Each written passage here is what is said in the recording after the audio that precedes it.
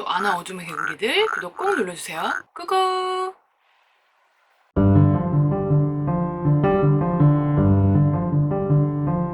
안녕하세요, 복만의 편집장입니다. 오늘은 로맨스 판타지, 즉 로판 스토리텔링에 꼭 필요한 것들에 관한 이야기 할 건데요. 원고 쓰기 전에 미리 시놉시스 단계에서 해야 할 것을 이야기할게요. 여기서 유명 해외 로판 어둠의 왕관을 활용하려고 합니다. 어둠의 왕관, 제가 예전에 소개한 적 있는 유리왕자 시리즈의 두 번째 권입니다. 사라 제이마스 작가의 유리왕자 시리즈 900만 부 이상 팔린 베스트셀러죠. 해외 독자들끼리 가상 캐스팅하고 팬아트 엄청 그려서 올리고 굉장한 인기작인데, 해외 로판 이란 말이 약간 이상하기는 한데 읽는 분들은 이렇게 말을 하더라고요. 기본적으로는 해외 출판 시장과 한국 출판 시장이 다르고, 또 한국 웹소설 시장이 해외와 완전히 많이 다르죠. 이 작품이 웹소설 시장에 들어온다면 사실상 여주판인데, 현재로서는 로판 카테고리에 들어와 있어야 하는 작품입니다. 때문에 오늘 주제와 깊이 연결된다고 할 수 있겠죠. 댓글은 영상 끝까지 보시고 달아주세요. 첫째, 배경 지도를 그릴 것. 제가 많은 시놉시스를 받아봅니다. 소설을 처음 써보는 사람, 로판을 처음 써보는 사람, 대다수 엄청 커다란 스토리를 쓰려고 합니다. 그럼 방대한 스토리를 쓰려면 당연히 주요 배경을 엄청 넓게 만들겠죠.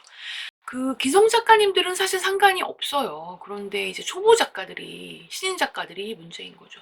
저는 웬만하면 처음 써볼 땐 좀 축소해서 가자고 말씀드리는 편이긴 한데, 이게 또 사람 능력에 따라서 잘 쓸 수도 있잖아. 그래서 조언을 드릴 때, 피드백을 드릴 때 고민이 많습니다. 어쨌든 이런 방대한 배경을 짰다. 그럼 나라가 하나가 아니야. 제국이 여러 개야. 서너 개, 많게는 대여섯 개까지 되는 거야. 이걸 과연 기억할 수 있을까요? 이 나라에서 저 나라로 가려면 어느 쪽으로 가야 하는가? 이 나라는 바다가 있는가? 한국처럼 삼면이 바다다. 그럼 딴 나라로 가려면 위로 갈 수밖에 없겠죠. 혹은 아니면 배를 타고 바다를 건너야 다른 나라에 갈 수 있겠죠. 그럼 이 방대한 배경을 좁혀서 하나의 제국에서만 일어난 얘기를 쓴다면, 수도의 중심, 황궁에서 어느 공작의 영지까지 가려면 얼마나 걸리나. 국경에 위치한 저 변경백의 봉토까지 가는 길에 어떤 숲이 있는가, 어떤 산이 있는가, 그 산을 지나갈 때 무슨 일이 생기나.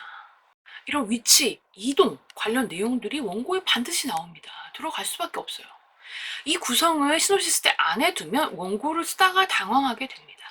모호하게 쓰는 것도 이상하고, 설정을 안 해놨으니까 새로 해야 돼. 매번 막히는 거지. 혹은 앞부분에서는 하루 만에 갔다고 썼는데 뒤에서 며칠이 걸렸다고 쓰면 얼마나 웃겨요. 그쵸? 참고로 이런 설정 되게 구리게 해놓으면 나중에 이 노블 코믹 웹툰화 할 때 스토리 작가가 울어요.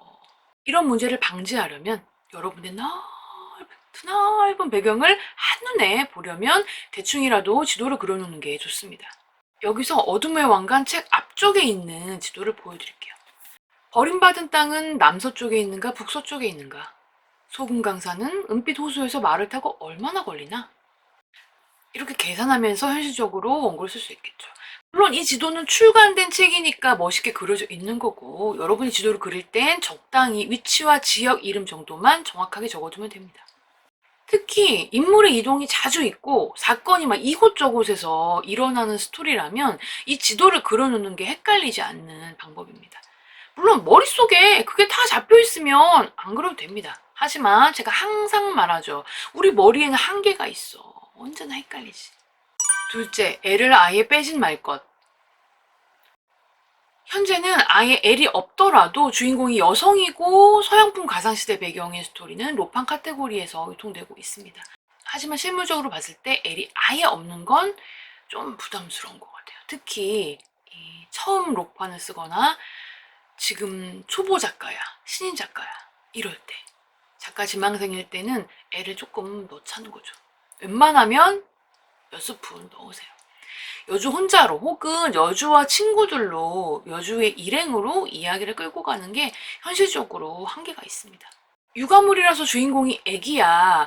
그럴 때 남주가 필요치 않을 수도 있죠. 하지만 애기들이 꽁냥거리는 것도 또 귀엽거든. 제일 중요한 문제, 독자들은 러브라인을 찾아요. 없는 러브라인도 만들려고 해. 유리왕자도 남자 둘이 여주한테 난리 났어. 이게 또 로판 보는 맛이잖아요. 나는 여주 없을 때 남캐가 뒤에서 뭐 해주고 있는 거, 요런 장면이 좋더라고. 중심적인 내용이 러브스토리가 아닌 건 괜찮아요. 하지만 웬만하면 고정된 러브라인을 살짝이라도 만들어주는 것을 추천합니다. 셋째, 여주를 인형으로 만들지 말 것. 예쁜 건 좋아. 우아한 것도 좋아. 연약한 것도 상관없어. 하지만 꺼다 놓은 보리자루처럼 여주를 꿔보처럼 만들지 마세요. 여주가 계속 어떤 일을 휘말리는데 여주가 스스로 해결하는 거 다 하나도 없는 거야. 전부 누가 도와주고 스승이 해결해주고 아빠가 해결해주고 서부남이 해결해주고 허구한 날 남주가 다 해줘. 특히 엔딩 직전 클라이맥스에서 남주가 만화를 운용해서 고대 마법을 끌어올려서 땡땡석을 어떻게 해서 폭주 와 이렇게 남주가 난리를 치는 장면인데 시놉시스의 그 장면에서 여주가 뭐 하고 있는지 안 써 있어. 옆에서 그냥 서 있는 거야? 아니면 누워 있는 거야? 이렇게 만들지 말라는 거예요. 물론 남주가 매력적인 거 필요합니다. 어둠의 왕관에서 도련왕자가 멋있다는 독자들이 많더라고요. 그리고 케이올 근위 대장이 여주를 위해서 또 뒤에서 뭐 하는 게 있는데 그런 식으로 어떤 부분들이 보여야지. 어쨌든 남주라면, 남자 캐릭터라면 매력을 보여줘야죠. 하지만 남주가 매력을 보여주는 것과 여주가 꿔보인 건 별개의 문제잖아요. 로판 주인공 여주인데 결정적인 장면에서 여주가 결정적으로 뭔가를 하게 만들어주세요. 어둠의 왕관 역시 지금까지 제가 얘기한 두 가지를 다 갖고 있습니다. 기본적으로 여주판 스타일로 검을 든 여전사, 성장 스토리 중심으로 흘러가지만 물론 성장이라고 해서 처음에 약했던 인물은 아니고요. 이미 능력치가 매우 높은 완성캐인 전사인데 더 큰 비밀이 있었다. 요런 흐름에 애를 2스푼 추가해서 삼각관계 러브라인. 그런데 얘네들 앞으로 어떻게 될지 모르겠는 러브라인이더라고요. 여기에 유일한 친구와의 우정, 배신 사건을 곁들인. 올해 12월쯤에 요 다음 건 3권이 한국에서 출간될 예정이라고 합니다. 오늘은 뉴욕타임즈 베스트셀러 유리왕자 시리즈의 두 번째 권 어둠의 왕권을 통해서 로판 스토리 짤 때 반드시 신경 써서 준비해야 할 것을 이야기해봤습니다. 로판과 로맨스, 현대 로맨스와 로판은 많이 다릅니다. 로맨스에서 로판으로 넘어가는 경우, 처음부터 로판을 쓰려는 경우 모두 이 차이점을 생각해 보시면 좋을 것 같습니다. 그럼 북마녀는 더 도움된 영상으로 돌아올게요. 이 종이 울리면 당신은 그릇으로 가게 됩니다.